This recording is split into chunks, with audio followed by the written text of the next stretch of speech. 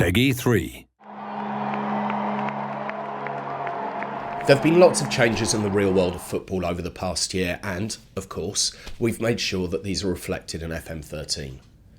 One major change in English football is the introduction of a revamp to the academy system that will also change the way reserve football is played, at least for those teams which have opted into the expensive top tiers of this new system.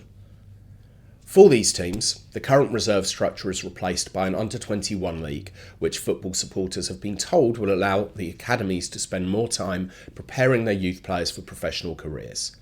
This system is, of course, implemented in FM13. We've also updated the rules governing the co-ownership of players, something which is very prevalent in Italy and Spain, to fill any of the gaps we had in these areas. The big new feature to co-ownership this year is that AI clubs can now present the user and other AI clubs with offers to co-own players and bring them to their club. FM13 offers a lot of flexibility in how you make bids to co-own players. One example of this is that you can exchange one of your current players for 50% of a new player as part of a transfer deal. But there are several other combinations available as well. Crossing the Atlantic, we've also put quite a bit of work into updating the MLS, making that league more realistic than ever. We've welcomed in Montreal Impact as part of the new league structure and introduced the US Development Academy, a team that consists of up-and-coming under-18 talent, some of whom will go on to appear in the MLS through the Super Draft process. In addition to this, all FM13's MLS clubs now have academy squads featuring under-18 players. These academy teams play in separate leagues in a similar fashion to the B teams which you find in Spain, so you can't manage these academies, but you can have friendlies against them. You can also sign players from your own academy for free and try and steal youngsters from your rivals for a small fee as well. And while I'm on the subject of B teams, we've also improved the way that they integrate with their parent clubs.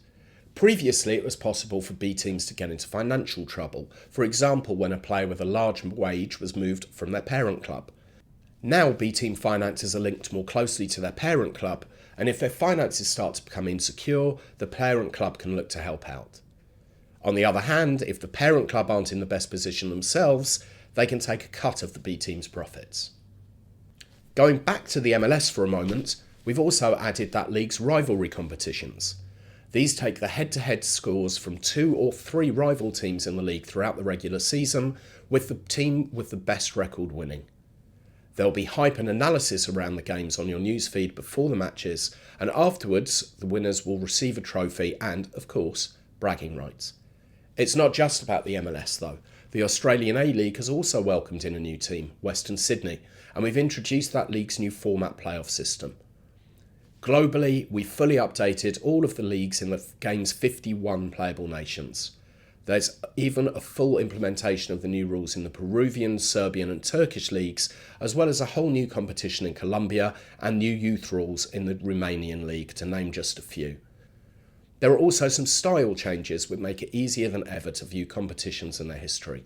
For example, the English Top Division has an overview panel which shows all the improvements of the league over a 10-year period, with all supporting historical stats and landmarks during this time.